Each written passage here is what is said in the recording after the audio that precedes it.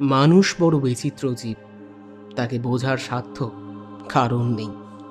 যাবতীয় নিষেধাজ্ঞার বাঁধন তুচ্ছ করে সে দেখতে চায় নিষেধাজ্ঞার পেছনে লুকিয়ে থাকা অন্তহীন কারণকে, উঁকি দেয় অন্ধকার কালো জগতের অভ্যন্তরে, নিজের অজান্তেই আহ্বান করে বিপদকে। নমস্কার, আমরা ইয়োর অক্টোপাস। আজকে আবারও হাজির হয়েছি আরও একটি নতুন গল্প নিয়ে। আজকের গল্প ভূত চতুর্দশীর উৎসব। রচনায় সুরজিৎ ঘোষ। লেখক সুরজিৎ ঘোষের জন্ম 2002 সালের জুন মাসে। পিতা ধীমান কুমার ঘোষ, মাতা সুস্মিতা ঘোষ। বাড়ি পূর্ব বর্ধমান জেলার শ্যামসুন্দরের অন্তর্গত দেবীবরপুর গ্রামে। ছোটবেলার শিক্ষাজীবন শুরু হয় দেবীবরপুর প্রাথমিক বিদ্যালয় থেকে এবং পরবর্তীতে শ্যামসুন্দর রামলাল আদর্শ বিদ্যালয় থেকে। বর্তমানে লেখকের বিভিন্ন গল্প আপনারা শুনেছেন ইউটিউবের বেশ কতগুলো অডিও স্টোরি চ্যানেলে। গল্পটি শুরু করার আগে কিছু কথা। গল্পটির মধ্যে আমরা কবিগুরু রবীন্দ্রনাথ ঠাকুরের দুটো গান ব্যবহার করেছি। গান দুটিকে গল্পের প্লট তৈরির খাতিরে গানের সুরে আমরা কিছুটা পরিবর্তন করেছি। এই অপরাধের জন্য তাই আমরা আগেই ক্ষমা চেয়ে নিচ্ছি। আমাদের কারোরই উদ্দেশ্য নয় কবিগুরুর ভাবকে বিকৃতভাবে পরিবেশন করা। তিনি আমাদের প্রাণের ঠাকুর, চিরকাল আমাদের প্রাণেই তিনি থাকবেন। তাই পরিশেষে শুধু এটুকুই বলার, আমার মাথা নত করে দাও হে তোমার চরণ ধুলার তলে। আজকের গল্প পাঠে আমি সৌভিক, প্রধান চরিত্রে রানা। শুরু হচ্ছে গল্প ভূত চতুর্দশীর উৎসব।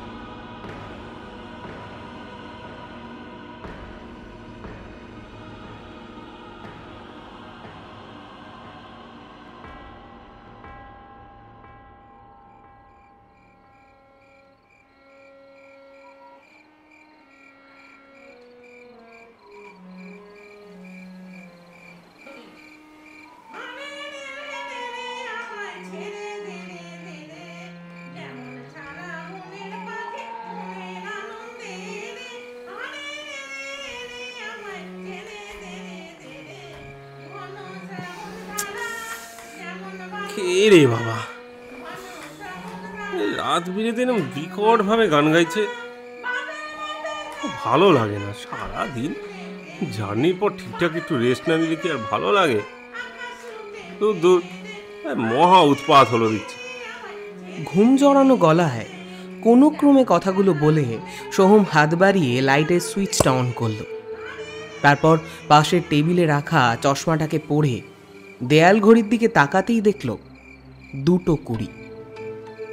দিন কতক ধরেই এমন মাঝরাতে ওর কাঁচা ঘুমে দফারাফা করে দিচ্ছে কারোর গানের বেসুরো রেওয়াজ। চোখ দুটো জবা ফুলের মতো লাল, বড় বড় বেশ কয়েকটা হাই তুলে আর মোড়া ভেঙে বিছানা থেকে নামলো সোহম। গানটা বোধহয় আর একটু জোরালো হলো। বিরক্তির সাথে পা ঘষতে ঘষতে জানলার কাছে গিয়ে পাল্লাগুলো খুলে বাইরের দিকে তাকালো।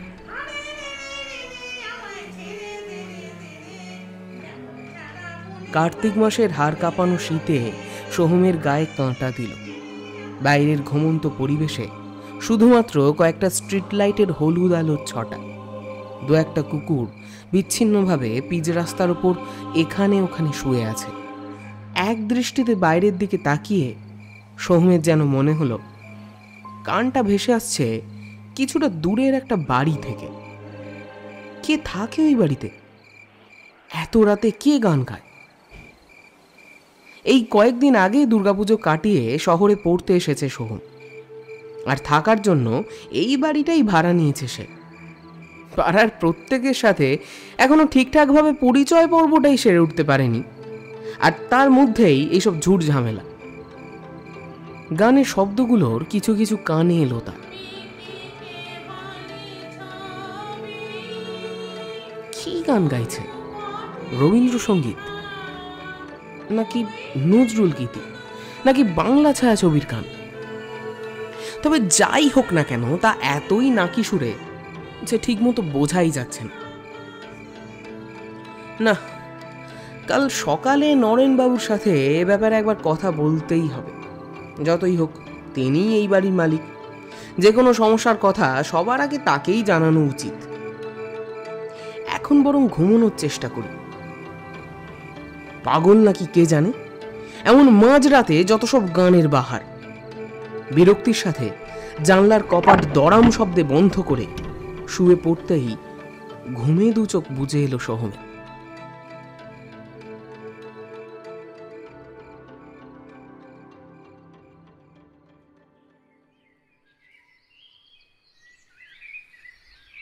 হ্যাঁ বলো বাবা, কি এমন অসুবিধে হচ্ছে তোমার যে এত সকালে ফোন করে তাড়াতাড়ি আসতে বললে? গরম চায়ের কাপটা সোহম বাড়িয়ে দিল নরেনবাবুর দিকে। চায়ের কাপটা যেন ছোঁ মেরে তুলে নিল বুড়োটা। পরম তৃপ্তির সাথে বার তিনেক ফোঁ দিয়ে চুমুক বসিয়ে আবার বলে উঠল, আহ, এমন শীতের সকালে গরম চা হলে আর কি চাই। না, এবার বলো কি অসুবিধে হচ্ছে তোমার? আগে নরেনবাবু সত্যি করে বলুন তো, এই পাড়ায় কি কোনো পাগলের বাস? কথাটা কানে যেতেই বিষম খেল বৃদ্ধ নরেন। সোহমের কথা শুনে আকাশ থেকে যেন পড়ল নরেন। কি বলছো বাবা, পাগল? আগে হ্যাঁ মশাই, রাত 2:20 সময় কেউ যদি প্রকটভাবে গান গায় তাকে আর কি বলবো বলুন তো? আর কি বলছো, ওই সময় তো মানুষ ঘুমোয়, তখন আবার এখানে কি গান গায়? আরে আমারও তো সেই একই বক্তব্য। তাও যদি ব্যাপারটা একদিনের হতো তাহলে বা কিছু বলতাম না, কিন্তু এই বাড়িতে আসার প্রথম রাত থেকে গত রাত অবধি সেই একই ঘটনার পুনরাবৃত্তি। কেন রে বাবা, সারা দিন আছে, সন্ধে আছে, যখন খুশি গাইলেই তো হয়। তা নয় একেবারে ঠিক মধ্যরাতে বাজে খাই বেসুরো গলায় গান শুনিয়ে ঘুমের একবারে পিন্ডি চটকে দেওয়া, না হলে তো হচ্ছে না। তা কোন দিক থেকে গানের আওয়াজ পেয়েছো তুমি? আরে ওই তো আপনার বাড়ির পিছনের দিকের একটা ছোট্ট ঘর থেকে। বাড়ির পিছনের দিকে? কিন্তু ওদিক মানে তো কোনো আচ্ছা আচ্ছা বেশ, সোহম চলো একবার ঘুরে আসি ওদিক থেকে। চা পর্ব সমাপ্ত করে রাস্তায় নামতেই শীতের মিঠে রোদ ওদের গায়ে এসে মিশল। পাড়াটায় বেশ কতগুলো বাড়ি থাকলেও সবকটি সোহমের ভাড়া বাড়ির বেশ আগে। পাড়ার একেবারে শেষ সীমানার বাড়িটা নরেনবাবু, যেটা এখন ভাড়া হিসেবে সোহম নিয়েছে দিন কতক আগে। এর আগে একবারও পেছনের এই রাস্তাটায় ওর আসা হয়নি। শুনশান একটা মিষ্টি সকাল। শহরতলি এখনো মেতে ওঠেনি তার নিত্য ব্যস্ততায়। 3-4 মিনিট হাঁটতেই ওরা এসে দাঁড়ালো একটা মস্ত গেটের সামনে। গেটের মাথার লেখাটার দিকে তাকাতেই বুকটা ধড়াস করে উঠল সোহমের। ধাতব পাতের উপরে লেখাগুলো প্রকৃতির কবলে আবছা হয়ে গেলেও তা পড়তে সক্ষম হলো সে। বেলতলা মহাশ্মশান নামটা বিড়বিড়িয়ে উচ্চারণ করেই ভিতরে ঢুকলো ওরা। সাধারণ শ্মশানের মতোই চতুর্দিকে ছড়িয়ে ছিটিয়ে পড়ে আছে পোড়া চেলাকাঠ, ভাঙা কলসি, মরার মাথা ইত্যাদি। লাঠির ডগায় বাঁধা বড় বড় লাল পতাকাগুলো ফরফর শব্দে উড়ে চলেছে। এখানে ওখানে পড়ে আছে ছোট বড় নানান মাপের হাড়ের টুকরো। এটা বেলতলা মহাশ্মশান। ওই সামনের ওই যে বিশাল প্রকাণ্ড বেল গাছটা দেখছো, সেটার কারণেই এমন নামকরণ হয়েছে। বেল গাছটা বহু আগেকার।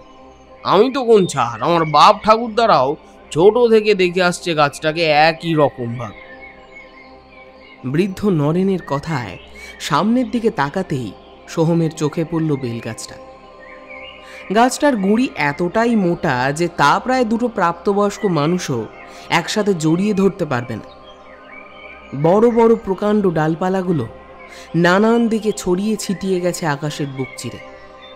গোটা শ্মশানটায় আরও নানান প্রজাতির প্রচুর গাছপালা থাকলেও তারা আকারে বা বয়সের মাপকাঠিতে কেউই অতিক্রম করতে পারবে না এই প্রবীণ মহিরুহকে। আকাশের বুকে সবুজের চাঁদোয়া বিস্তার করেছে সে। দলের সর্দারের ন্যায় অবস্থানকারী বেলগাছটা সত্যি দৃষ্টি আকর্ষণ করার মতোই। বৃদ্ধ নরেন বার দুয়েক কেশে বলল, দেখো বাবা, পাড়ার একেবারে শেষে আমার ঘরটা, তাই এইদিকে শুধু এই বিশাল শ্মশান ছাড়া আর কিছুই নেই। আরে না না নরেনবাবু, আপনার বাড়ির জানলা দিয়ে আমি স্পষ্ট দেখেছি এদিকে একটা ঘর আছে। আচ্ছা, আমার আগে আর কাউকে বাড়ি ভাড়া দিয়েছিলেন আপনি? না, তুমি আমার প্রথম ভাড়াটে, কিন্তু কিন্তু এদিকে তো কোনো ঘর নেই, বিশ্বাস করো তুমি। নরেনের কোনো কথায় কর্ণপাত না করেই শ্মশানের ভেতর সনসনিয়ে এগিয়ে যায় সোহম। অগত্যা নরেনও তার পিছু নেয়। এই এই যে নরেনবাবু, আমি বলেছিলাম না যে এদিকে একটা বাড়ি দেখেছি আপনার বাড়ির জানলা থেকে? এই সেই বাড়ি। ও, এইটা? তাই বলো। আসলে শ্মশানের এদিকটায় গাছপালার প্রাচুর্য কম থাকার কারণে জানলা দিয়ে তুমি বিশ্রামাগারকে দেখেছো। শ্মশান যাত্রীদের বিশ্রামের জন্যই এই বিশ্রামাগার নির্মাণ করেছিল আমার পূর্বপুরুষেরা। এরা বেলতলা মহাশ্মশানের বিশ্রামাগার। আমাদের এই শ্মশানে মোট 12টা পাড়ার যাবতীয় মৃতদেহের সৎকার হয়। তা তুমি কি এই বিশ্রামাগার থেকেই? হ্যাঁ, আমি এই বিশ্রামাগার থেকেই মাঝরাতে গান শুনেছি। তুমি কি বলছো? বুঝে বলছো তো? মাঝরাতে শ্মশানে বসে কেউ কি গান গায়, নাকি ও তোমার মনের ভুল? নরেনবাবু, মনের ভুল মানুষের একবার হয়, বারবার নয়। আর আমি গ্যারান্টি দিয়ে বলছি, প্রতি রাতে এই শ্মশানের বিশ্রাম ঘরে বসে কেউ গানের রেয়াজ করে। সোহমের কোনো কথাই যেন কানেই ঢুকলো না নরেনে। পাঞ্জাবির হাতা ঠেলে হাত ঘড়ির দিকে তাকিয়ে বলল, এই সোহম বাবা, এই চলো আমরা বরং ফিরে যাই। বেলাও তো অনেকখানি হলো, আমাকে বাড়ি যেতে হবে, ওদিকে আমার কিছু কাজ আছে। আপনি চলে যান নরেনবাবু, আমি এই শ্মশানটা একটু ঘুরে তারপর যাব। ঠিক আছে, তোমার যা ইচ্ছে। নরেন সরু পিচের রাস্তাটা ধরে পাড়ার দিকে পা চালালো। শ্মশানটা প্রচুর বড়। মাথার ওপরে উঁচু উঁচু গাছের ডালপালা দীর্ঘ ছাউনি বিস্তার করেছে। বুনো আগাছার ঝাড় দুলিয়ে শেয়াল বা কুকুর কিছু একটা ভেতরে ঢুকল। গোটা শ্মশানটা পরিক্রম করতে বেশ সময় লাগলো সোহমের, কিন্তু সন্দেহভাজন কিছুই দেখতে না পেয়ে শেষে সেও বাড়ির পথে পা বাড়ালো।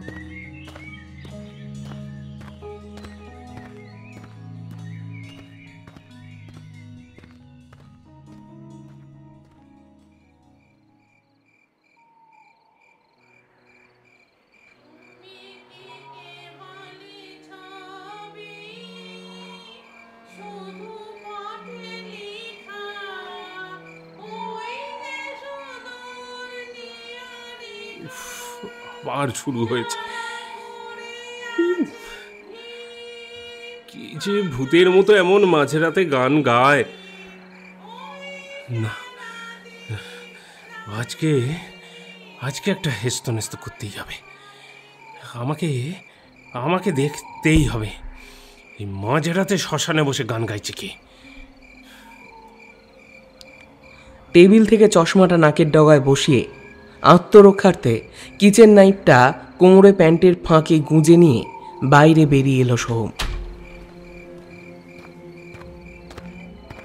নিশুতি শীতের রাত হবার কারণে বাইরেটা বেশ ঠান্ডা। গায়ের চাদরটা ভালো করে জড়িয়ে নিয়ে সোহম এগিয়ে গেল বেলতলা মহাশ্মশানের দিকে। কিছুদিন বাদেই অমাবস্যা, তাই চাঁদের মুখ প্রতি রাতে ক্ষীণ হচ্ছে। অন্ধকার কালো আকাশে কতগুলো জোনাকির সামান্য আলো এখানে ওখানে নাচতে নাচতে উড়ে বেড়াচ্ছে। শ্মশানের গেটের কাছে এসে দাঁড়াতেই একটা সরসর শব্দ শুনে ওপরের দিকে তাকালো সোহম, আর সাথে সাথেই বুকটা যেন কেঁপে উঠল। মুখ দিয়ে বের হলো চাপা আর্তনাদ। শ্মশানের ভেতরকার একটা গাছের মগডালে বসে আছে কেউ। অন্ধকারের মধ্যেও তার গোলাকার দুই বৃহৎ হলদেটে চোখ যেন জ্বলছে। অপলকভাবে সে সোহমের দিকেই তাকিয়ে আছে। অবশেষে খানিক বাদে তার আওয়াজ শুনে বোঝা গেল ওটা আসলে একটা হুতুম পেঁচা। অহেতুক ভয়ে নিজের শোচনীয় পরিস্থিতি দেখে নিজের ওপরেই হাসি পেল সোহমে। শুকনো পাতার ওপর খড়মড় শব্দ তুলে সে এগিয়ে গেল সামনের গাঢ় অভেদ্য অন্ধকার দুনিয়া। সাপখোপরের কথাটা মাথায় আসতেই ফোনের ফ্ল্যাশটা অন করে নিল। বেলগাছটার কাছে এসে থমকে দাঁড়ালো সে। আঁধারের কালো চাদর গায়ে দিয়ে আপাদ মস্তক নিজেকে ঢেকে রেখেছে বেলগাছটা। এখানে ওখানে ঝোপ ঝোপ কালচে সবুজ পাতাগুলো নড়ে চড়ে উঠছে বাতাসে। গাছের প্রকাণ্ড ডালগুলো থেকে কি ঝুলছে ওগুলো, কেমন ছুরির মতো নেমেছে নিচে। কিন্তু বেল গাছের তো ছুরি হয় বলে জানা নেই, তাছাড়া সকালে তো এগুলো দেখা যায়নি। ফোনের লাইটটা ওপরের দিকে করে কিছু দেখার চেষ্টা করলো সোহম, কিন্তু এত নিচ থেকে ফোনের সামান্য আলোয় ওপরের কিছুই নজরে পড়ে না। গাছটার কাছে আর একটু এগিয়ে যেতেই ভয়ে শির দ্বারা শিরশির করে উঠল সোহমের। গাছের ডাল থেকে এগুলো কি নেমে এসেছে? শীর্ণকায় কালো কালো পায়ের মতো। হ্যাঁ, সত্যি অসংখ্য পা নেমেছে। ওই তো নখ খোলা পায়ের আঙুল, কিন্তু পায়ের পাতাগুলো সব উল্টো দিকে ঘোরানো। কারা যেন দোল খাচ্ছে গাছের ডালে বসে, আর তাদেরই ঝুলন্ত লম্বা পাগুলো তালে তাল মিলিয়ে সামনে পেছনে নড়ছে। কিছু টুকরো টুকরো কথা কানে প্রবেশ করতেই চোখে মুখে বিদ্যুৎ খেলে গেল সোহমের। সে শুনল যে তাকে নিয়েই কারা যেন নিজেদের মধ্যে কথাবার্তা বলছে। গাছের ওপর থেকে খনা সুরে একটা মেয়ের গলা পাওয়া গেল। এটা কে গো? আমাদের এখানে এসছে এত রাতে? দাদু, ও দাদু, একবার নিচে নেমে দেখো না কে এলো। কার এত বড় সাহস? হাঁটুর ব্যথাটা বড্ড বেড়েছে রে আপনি। কি সুন্দর বসে পা দোলাচ্ছি, দোলাতে দে না। ও কে তা জেনে তোর কি হবে? হ্যাঁ, মনে ধরেছে নাকি? ও দাদু, ও দাদু, যাও না, একবার যাও না। আমার সোনা দাদু, আমার মিষ্টি দাদু, কি গো, যাও। তুই বড্ড জেদ করিস রে না। দাঁড়া, যাচ্ছি। চতুর্দিক আবার নিশ্চুপ হয়ে গেল আগের মতোই। সোহমের কানে এলো বিশ্রামাগার হতে ভেসে আসা নারী কণ্ঠের গান।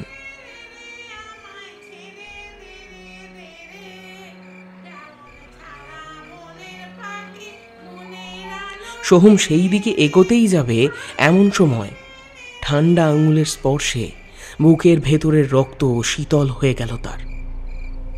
পিঠটা পেছন থেকে খামচে ধরেছে কেউ। কোনো রকমে ঘাড় ঘোরাতেই ফোনের লাইটের আলোটা কমতে কমতে নিভে গেল। ঘন অন্ধকার গ্রাস করল সমস্ত পরিবেশকে। সোহমের সম্মুখে এখন কেবল দুটো জ্বলন্ত নীলচে চোখ। আগন্তুকের মুখ দেখার কোনো উপায় নেই। ফোনের ফ্ল্যাশ অন করার চেষ্টা করলে তা চলল না। ফোনটা সুইচ অফ হয়ে গেছে। কে ছোড়া তুমি? এত রাতেই শ্মশানে এসেছ? তাড়াতাড়ি এখান ছেড়ে চলে যাও। জানো না রাতে এখানে একা একা আসতে নেই? কেন কেন আসতে নেই? আর আপনি কে? এত রাতে আপনিই বা এখানে কি করছেন? আমি বটকেশ্বর চক্রবর্তী। আমি এখানেই থাকি। আর এখানে কেন আসতে নেই তার কারণ তুমি জানো না? এখানে যে তেনাদের বাস। তেনারা মানে যারা আমার মতোই ইহলোক ত্যাগ করে পরলোক গমন করেছেন। প্রথমবার বলে সাবধান করে দিলাম, আর কখনো আমাদের বিরক্ত করতে আসবে না, নইলে কিন্তু। মানে আপনি আপনি জ্ঞান হারাবার মুহূর্তে সোহম দেখল অন্ধকারের মধ্যে দাঁড়িয়ে থাকা সেই অচেনা ব্যক্তিটি যেন সরসর করে সরীসৃপের মতো বুকে ভর দিয়ে বেল গাছে উঠে গেল।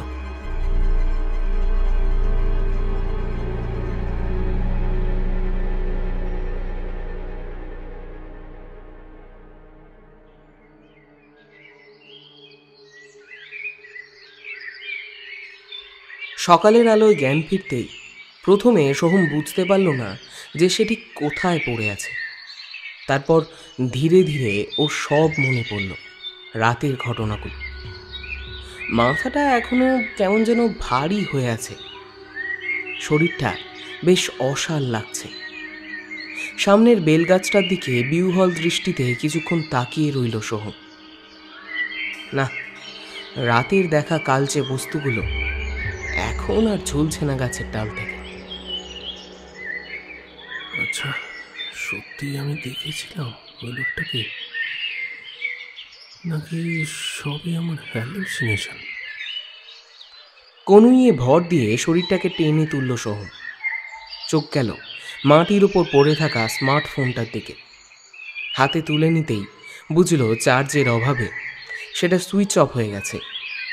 রাতের ঘটনার সত্যতা যে ঠিক কতখানি তা নিয়ে মনের মধ্যে তীব্র বেগে বয়ে চলা কালবৈশাখী ঝড়কে থামিয়ে সোহম নিজের মনকেই জোর করে বোঝাতে লাগলো ও তার মনের ভুলই ছিল, বাস্তবে ভূত বলে কিছুই হয় না। পরিস্থিতি আবার আস্তে আস্তে স্বাভাবিক হতে শুরু করলো। সোহম নিজের ঘরে এসে জামা প্যান্ট ছেড়ে স্নান করে ফ্রেশ হয়েই গরম চায়ে চুমুক দিল। সে মনস্থির করে ফেলল যে আর যাই তার মনের ভ্রম হোক না কেন, রাতের ওই গান তো আর মনের ভুল নয়। তাই আজকে সে আবার একবার যাবে ওই শ্মশানের বিশ্রামাগারে। রাতের ডিনার প্রায় 10টার মধ্যেই শেষ করে সোহম একটা বড় টর্চ লাইট আর ধারালো ছুরিটা নিয়ে বের হলো শ্মশানের বিশ্রামাগারের উদ্দেশ্যে। বিশ্রামাগারের সামনের একটা ঝোপের মধ্যে লুকিয়ে সে অপেক্ষা করতে লাগলো সেই মহেন্দ্রক্ষণে। একটা গা শিরশিরে দম বন্ধ করা অনুভূতি টের পেল সোহম। এক শ্মশানের মধ্যে রাত কাটানোর কারণে, যদিও সেটা খুবই স্বাভাবিক। জংলা ঝোপের মধ্যে মশার কামড় খেতে খেতে যে কখন একটু তন্দ্রা ভাব এসেছিল তা টের পায়নিও। আচমকা গানের শব্দে তন্দ্রা ভঙ্গ হলো সোহমে।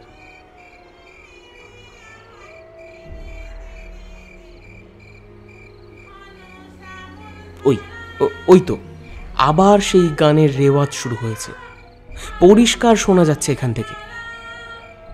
অন্ধকার থাকলেও সামান্য ফিকে আলোয় অপরিষ্কারভাবে দেখা গেল যেই ছায়ামূর্তিটা গান ধরেছে তার হাতে হারমোনিয়াম জাতীয় কিছু একটা বাদ্যযন্ত্র রয়েছে। অন্ধকারে চোখ সয়ে যেতেই সোহম বুঝতে পারল যে ওই বিশ্রামাগারের মধ্যে মোটেও একটা ছায়া নয়, বরং একাধিক ছায়ামূর্তি এখানে ওখানে বসে দাঁড়িয়ে আছে। এবং যেই ছায়ামূর্তিটা গানের রেওয়াজে ব্যস্ত তার উল্টো দিকে বসে আছে এক পুরুষালী ছায়া শরীর। হাবভাবে বোঝা যায় তিনি সঙ্গীতের শিক্ষক। ছাত্রীর যাবতীয় ভুল ত্রুটি ধরিয়ে দিচ্ছেন তিনি। ফ্যাঁস ফ্যাঁসে নিম্ন স্বরে কিছু শুনতে পেল সোহম। কি করছো কি মাধুরী? এত ভুল হলে কি চলে? আর 2 দিন বাদেই উৎসব। অনুষ্ঠানে কি করে তুমি গাইবে? ক্রমাগত একই জায়গায় ভুল করছো।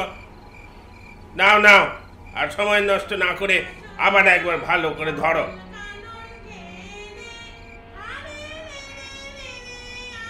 এই, তোমরা হাসছো কেন?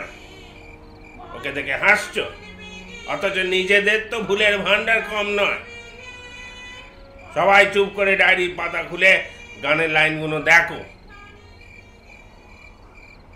মাস্টারের কঠোর শাসনের কথা চাপা পড়ল কিছুটা দূরের ফাঁকা জায়গা থেকে আসা কোলাহলে। ওখানে ওগুলো কারা? লম্বা লম্বা বাঁশ দিয়ে কি তৈরি করছে? কোনো অনুষ্ঠানের মণ্ডপ নাকি? কিন্তু এই শ্মশানের মধ্যে কিসের উৎসব হবে? সোহমের পাশ দিয়ে গোটা 3 ছায়ামূর্তি নিজেদের মধ্যে কথাবার্তা বলতে বলতে সামনের দিকে এগিয়ে গেল। তবে পায়ে হেঁটে না, খানিকটা শূন্যে ভেসে। প্রত্যেকের মাথায় হাতে কিছু পোটলা আর টিনের বাক্স। আরে যদু, তাড়াতাড়ি চল, প্যান্ডেলের কাপড় আজকেই টাঙাতে হবে। আর তো মাত্র হাতে গোনা কয়েকটা দিন রে, তারপরেই আমাদের বহু আকাঙ্ক্ষিত মহোৎসবের রাত্রি। তার এক কথায় পাশ থেকে একটা রোগা পেঁকাটির মতন ছায়া খ্যাঁক খ্যাঁক করে সশব্দে হেসে বলল, আরে ও খুড়ো, এবারে আমাদের পাড়ার ছেলে মেয়েদের ওই গানের পরে কলকাতা থেকে ওই নাচ গানের টিমটা আসছে তো। দূর দূর, মুখ পোড়া, সবই তো তোদের জন্য। পাড়া সাংস্কৃতিক অনুষ্ঠানের পর আবার কলকাতার নাচ গানের আসর বসবে। ও খুড়ো, ওরম করে বলছো কেন? বছরে একটা মাত্র রাতের অনুষ্ঠানে মজা না করলে কি চলে? হ্যাঁ, কে কে ওখানে? আরে কে তুমি? এমন অন্ধকারে ঝোপের ভেতর লুকিয়ে কি করছো? চমকে উঠল সোহম। চকিতে ঘাড় ঘোরাতেই নজরে এলো সামনে দাঁড়িয়ে থাকা মূর্তিমান বেঁটে খাটো গোলগাল চেহারার ভদ্রলোকটিকে। অন্ধকারে ভদ্রলোকের মুখমণ্ডল ঠিক বোঝা না গেলেও তার পরনে যে পাঞ্জাবি পা প্যান্ট রয়েছে তা বেশ বোঝা যায়। ভদ্রলোক সাদা উজ্জ্বল একরাশ দাঁত বের করে সৌজন্যের হাসি হেসে বললেন, আরে কি হলো? ঝোপ থেকে বেরিয়ে এসো। কত রকমের বিষাক্ত কীট পতঙ্গ সাপেদের বাসা ওখানে। আগে মানে আচ্ছা আচ্ছা, ঠিক আছে, আমি যা বোঝার বুঝেছি, আর আমতা আমতা করতে হবে না। এসো, তুমি তাড়াতাড়ি বেরিয়ে এসো, আমি তোমাকে এই শ্মশানের বাইরে বের করে দিয়ে আসছি। আর একটাও শব্দ খরচ না করে সোহম তাড়াতাড়ি লাফিয়ে ঝোপের বাইরে বেরিয়ে এলো। অজান্তে বেলগাছটার দিকে চোখ যেতেই কতগুলো ছোটোখাটো কায়া দেখল। এডাল থেকে ওডালে লাফিয়ে লাফিয়ে রঙিন কাগজের মালা টাঙাচ্ছে ওরা। সামনের ভদ্রলোকটিও যেন হাওয়ায় ভেসে ভেসে এগিয়ে গিয়ে যাচ্ছে পথ দেখিয়ে। গেটের বাইরে বের হতেই রাস্তার আলোগুলো একে একে সব নিভে গেল। এই যা, বোধহয় লোডশেডিং। দাঁড়ান, আমার কাছে একটা টর্চ আছে, আমি বের করছি। না না বাবা, থাক, ও টর্চের আলো জ্বালানোর কোনো প্রয়োজন নেই। তা বাবা, তোমার নাম কি? আগে সোহম। ভালো ভালো। তা বাবা সোহম, এত রাতে তুমি শ্মশানে কি করছো? আরে আর বলবেন না, প্রতি রাতে গানের একটা প্রকট শব্দ শুনে আমার ঘুম ভেঙে যায়। তাই দেখতে এসেছিলুম কে এমন রাতে গান গায়। আচ্ছা, এখানে কি কোনো অনুষ্ঠান হবে? না মানে এই প্যান্ডেল করা হচ্ছে, রঙিন কাগজ দিয়ে সাজানো হচ্ছে, তাই জিজ্ঞেস করছি। খানিকক্ষণ নিশ্চুপ থাকার পর তার ঠোঁট দুটো নড়ে উঠল। কাজটা তুমি খুব একটা ভালো করোনি বাবা। তুমি আমার ছেলের বয়সী, তাই তোমার ভালোর জন্যই বলছি। বেশি কৌতূহল কিন্তু সর্বনাশের কারণ। ঠিক আছে, তোমার আর অসুবিধা হবে না। আমি মাধুরীকে বলে দেব যাতে ও আস্তে গান গায়। সত্যি মেয়েটার যা বিটকেল গলা, তাতে কাকচিল বসতে পারার জো নেই। এমনিতেও রাতের কারণে কাকচিদের দেখা মিলবে না, তবে নেড়ি কুত্তাগুলো কেঁদে ওঠে এই যা। আর সিধু মাস্টারেরও খেয়ে দিয়ে কোনো কাজ নেই। আসলে ওদের দোষ দেওয়া চলে না। তোমাদের তো অঢেল উৎসব, ওই যে কথায় বলে না 12 মাসে 13 পার্বণ, কিন্তু আমাদের তো আর তা নয়। বছরের কেবলমাত্র এই একটি রাতের, অর্থাৎ ভূত চতুর্দশীর উৎসব। তাই আমাদের আনন্দ উৎসাহটা অধিক হবে। তাই বলে তো আর বাড়াবাড়ি করলে চলবে না। আচ্ছা, আপনি যে বললেন মেয়েটার নাম মাধুরী, তাহলে আপনি নিশ্চয়ই মেয়েটিকে চেনেন। এমন গভীর রাতে শ্মশানে কি করছিলেন আপনারা? আর ভূত চতুর্দশীর রাতে কিসের উৎসব হবে? তোমাকে যেই মাত্র বললাম, বেশি কৌতূহল ভালো নয়। অত শত জেনে তোমার কোনো লাভ নেই। শুধু একটা কথাই মনে রেখো, কৌতূহল ভালো, কিন্তু অধিক কৌতূহল ভালো নয়। অধিক কৌতূহলই মানুষকে বিপদের মুখে ঠেলে দেয়। আর কখনো তুমি রাতে শ্মশানে যেও না। এই যে আমার বাড়ি চলে এসেছে। ও, কথায় কথায় আপনার নামটাই তো জানা হয়নি। আপনার নাম কি? রাস্তার আলোগুলো আবার জ্বলে উঠল। দরজার লক খুলে পেছনের দিকে তাকাতেই অবাক হয়ে গেল সোহম। কোথায় কে? কোথায় সেই বেঁটেখাটো ভদ্রলোক? হাওয়ার সাথে যেন মিলিয়ে গেছে তিলিকের মধ্যে। সোহম রাস্তায় নেমে শ্মশানের দিকে তাকালো। না, যত দূর দৃষ্টি পৌঁছয় তত দূর কেউ নেই। ঘরে ঢুকেই একটা অদ্ভুত বিষয় খেয়াল করল সোহম। সেই গানের তীব্র শব্দ যা তার এই কয়েক রাতের নিশ্চিত ঘুমের ব্যাঘাত ঘটিয়েছে, তার তীব্রতা এখন আগের তুলনায় অনেকটা কম। গানের শব্দ এখন এতই সামান্য যে ঘর থেকে তা ঠিকমতো শোনাই যাচ্ছে না। একটু স্বস্তির নিঃশ্বাস নিয়ে স্বচ্ছ কাঁচের গ্লাস থেকে একটু জল খেয়ে বিছানায় ওঠার সময় দেয়ালের ক্যালেন্ডারের ওপর নজর গেল সোহমের। ছোট্ট চার চৌকো একটা ঘরে কঙ্কালের মাথার নিচে লেখা ভূত চতুর্দশী। পরশু ভূত চতুর্দশী, কিন্তু ভূত চতুর্দশীতে কিসের উৎসব হওয়ার কথা বললেন উনি? তবে কি কালী পুজো উপলক্ষে কোনো মেলা বসে বেলতলা মহাশ্মশানে? তাই হবে হয়তো, কিন্তু ভদ্রলোক ওকে ওখানে যেতে নিষেধ করলো কেন? ও কি একবার ভূত চতুর্দশীর রাতে ওখানে যাবে? না, ব্যাপারটা একবার সচক্ষে দেখতেই হবে, যা হবে হোক। মানুষ বড় বিচিত্র জীব, তাকে বোঝানোর সাধ্য কারণ নেই। যাবতীয় নিষেধাজ্ঞার বাঁধন তুচ্ছ করে সে দেখতে চায় নিষেধাজ্ঞার পেছনে লুকিয়ে থাকা অন্তহীন কারণকে। উঁকি দেয় অন্ধকার কালো জগতের অভ্যন্তরে, নিজের অজান্তেই আহ্বান জানায় বিপদকে।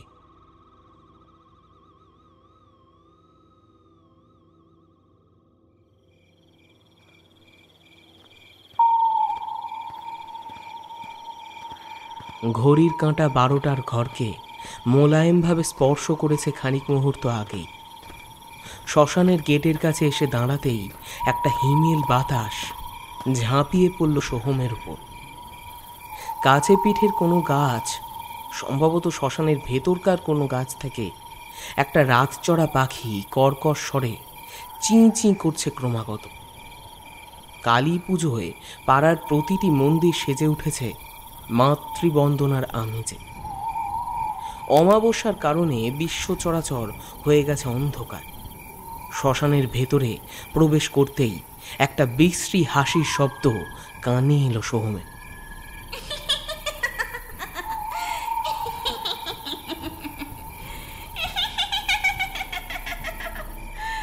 বুকটা ধড়াস করে উঠল ওর। এ হাসি কোনো মানুষের নয়। মানুষ কি এমন প্রেতসুলভ বিকৃত হাসি হাসতে পারে? এসব ভাবতে সোহম যখন ব্যস্ত, ঠিক তখনই আবার একটা হাসির শব্দ কানে এলো।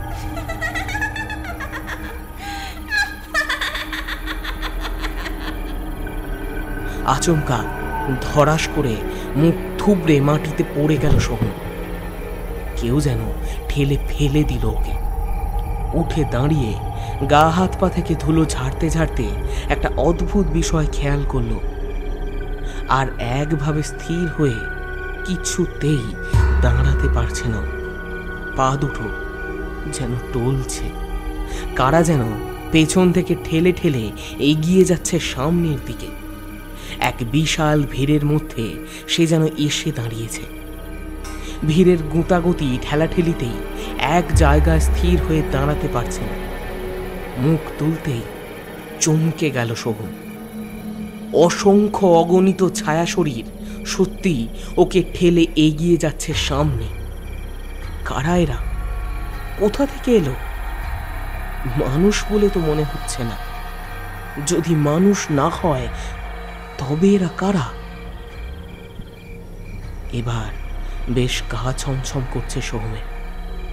বহু কষ্টে নিজেকে ভিড়ের মধ্যে থেকে বের করে একটা ফাঁকা জায়গায় এসে দাঁড়াতেই ওর চোখে পড়ল শ্মশানের বৃহৎ ফাঁকা মাঠটায় আজকে আর পা ফেলার মতন ফাঁকা জায়গা নেই। সারি সারি ছোট বড় নানান মাপের নানান রকমের দোকান তৈরি হয়েছে ফাঁকা জায়গা জুড়ে। ছায়াগুলো এক দৃষ্টিতে যেন তাকিয়ে রয়েছে তার দিকে। ধীরে ধীরে তাদের প্রত্যেকের মুখ পরিষ্কার হচ্ছে। তাদের লম্বাটে ফালা ফালা চোখগুলো সম্পূর্ণ কালো, সেখানে মনির চিহ্ন মাত্র নেই। লম্বা নাক আর মুখগুলো এতটাই চেরা যে তা প্রায় দুই ধারে চোখের কোটরের সাথে মিশে গেছে। কেউ কেউ আবার ওকে দেখে নিজের মুখ প্রশস্ত করে হাঁ করছে। হাঁ করতেই লম্বা লম্বা ছুঁচালো দাঁতগুলো অন্ধকারেও ঝকঝক করে উঠছে। এ দৃশ্য দেখে এমন শীতের রাতেও গা দিয়ে ঘাম ঝরছে সোহমে। কালো শরীরগুলো এবার একটু একটু করে এগিয়ে আসছে ওরই দিকে। ভয়ে একটা শুকনো ঢোক গেলে সোহম ছুটল ভিড় ঠেলে। বেলগাছের কাছে এসে দাঁড়াতেই আরও এক বিভীষিকার সম্মুখীন হলো সে। গাছের মগ ডাল থেকে শীর্ণকায় প্রচুর পা নেমে এসেছে। গাছটার এখানে সেখানে অন্ধকারে জল জল করছে রাশি রাশি চোখের মতো কিছু। কেউ ফ্যাঁস ফ্যাঁসে না কি সুরে হেসে উঠল কানের কাছে।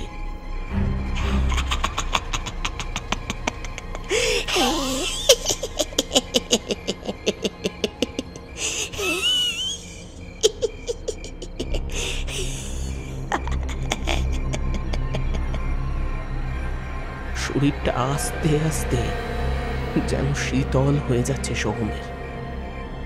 নিয়ন্ত্রণ হারিয়ে ফেলছে মনের উপর থেকে। বাস্তব অবাস্তব সব মিলেমিশে একাকার হয়ে যাচ্ছে। মনে পড়ে যাচ্ছে সেই ভদ্রলোকের সতর্কবাণী। তিনি বারবার করে বারণ করেছিলেন এখানে না আসতে।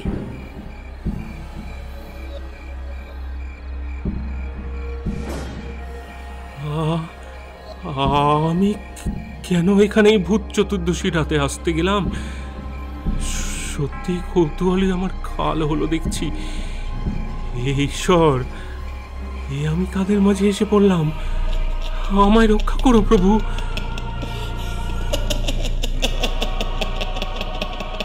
সোহমের আত্মচিৎকার থমকে গেল এক সর্বনাশা অট্টহাসির ঘূর্ণি স্রোতে। বেলগাছ থেকে সরীসৃপের মতন নামছে কিছু ছায়া। একটা মাংসবিহীন সাদা হাড়ের হাত বেলপাতার ভেতর থেকে বেরিয়ে এসে খামচে ধরল সোহমের বুকটা। প্রাণপণে চিৎকার করে উঠল সোহম।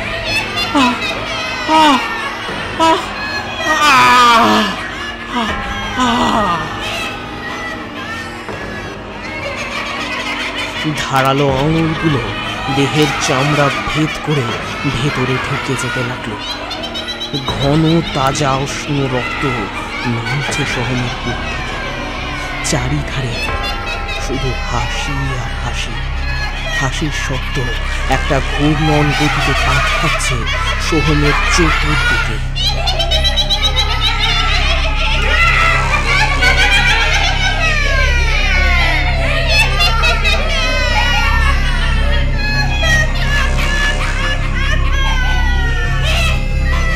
আঙুলগুলো ঠিক যতটা ভেতরে ঢুকেছিল ততটাই আবার বাইরে বেরিয়ে এলো।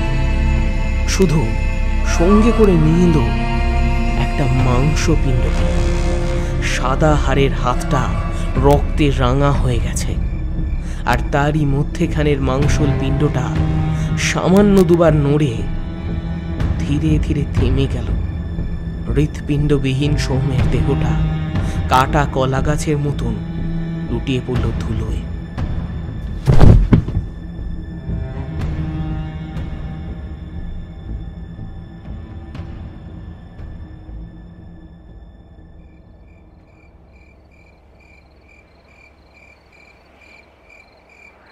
আমি কিন্তু মাসে 2000 টাকা করে ভাড়া নেব। কি রাজি? আরে হ্যাঁ মশাই, আমি রাজি। টাকা পয়সা নিয়ে আপনাকে এত চিন্তা করতে হবে না। প্রতি মাসের প্রথম সপ্তাহে এসে আপনি টাকা নিয়ে যাবেন। এই নিন এই মাসের অ্যাডভান্স। আচ্ছা ঠিক আছে, এই তোমার নামটা কি যেন বললে? সৌরভ মজুমদার। সৌরভ, তোমায় একটা কথা বলছি, মন দিয়ে একটু শোনো। আগের বছর এই এই সময়ে আমার কাছে একটা ভাড়াটে থাকতো, বয়স প্রায় তোমার মতোই ছিল। ওর নাম ছিল সোহম। কালী পুজোর দিন সকালে আমাদের পাড়ার শ্মশানে ওর মৃতদেহ পাওয়া যায়। সে কি বীভৎস দেহ!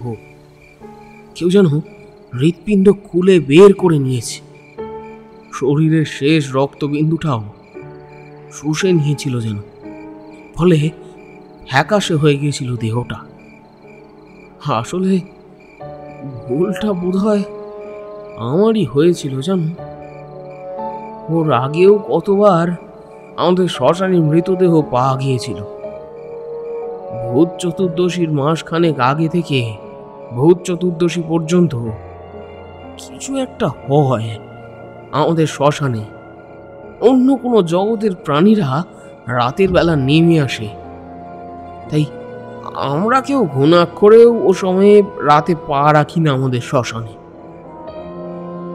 সোহমের বেলায় যে ভুল আমি করেছিলাম, ওকে এ সমস্ত কিছু না বলে অনেক কিছু গোপন করে, তার অনুশোচনা আমাকে এখনো তিলে তিলে শেষ করে দিচ্ছে। তাই তোমাকে আগে ভাগে সব কথা বলে সতর্ক করে দিলাম। বলছি, আজ রাতটা এখানে না কাটালেই নয়। আর কি মুশকিল, আমি এই এত রাতে এখন কোথায় যাব বলুন তো? আসলে বাবা, আজকেই তো ভূত চতুর্দশীর রাত, তাই আর কি।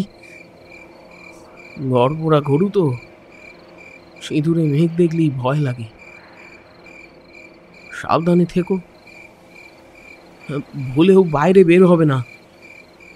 আজ আমি চললাম। বাবা, সাবধানে দরজা ভেতর থেকে বন্ধ করে দাও।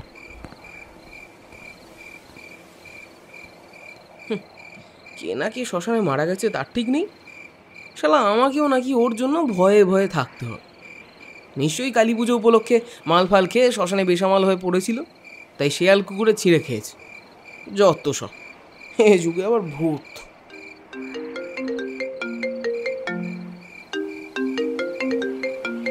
হ্যাঁ ভাই বল, কাল তো কালী পুজো। না রে, আমি একটু কাজের চাপে বাইরে এসেছি। 3-4 মাস থাকতে হবে এখানে, তাই এবারে কালী পুজোটা তোদের সাথে কাটাতে পারছি না।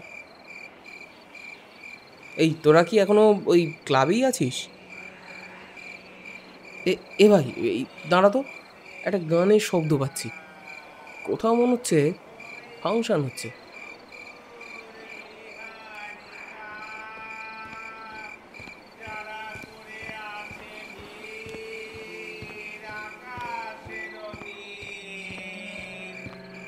এই হ্যাঁ রে, একটা গেটের সামনে এসে দাঁড়িয়েছি। ভেতরে মেলা বসেছে, ভালো ভিড়ও হয়েছে, কিন্তু এত অন্ধকার কেন? কোথাও কোনো আলো নেই, এ আবার কেমন? আরে হ্যাঁ হ্যাঁ, মেলা বসেছে। শুনতে পাচ্ছিস না তুই কিছু? গেটের মাথায় ওটা কি লেখা আছে?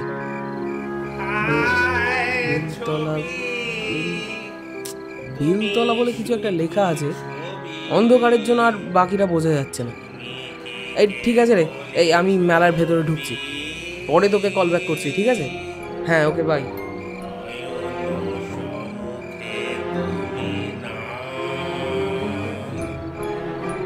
নয়নের মাঝখানে নিয়ে ছোটে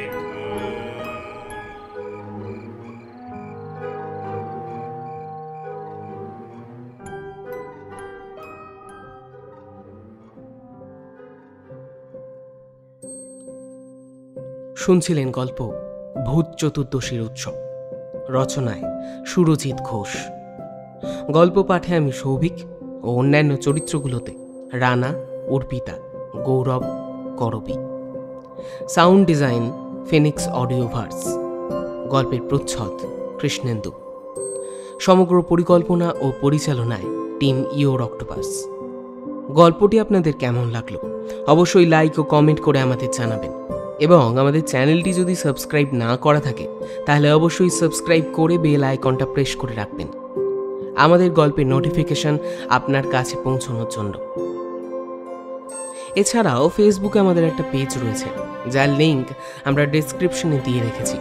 আপনারা চাইলে সেখানেও আমাদের সঙ্গে যুক্ত হতে পারেন, কারণ গল্প সম্বন্ধীয় সমস্ত আপডেট আমরা প্রথমে ওখানেই শেয়ার করে থাকি। ভালো থাকবেন, সুস্থ থাকবেন। নমস্কার।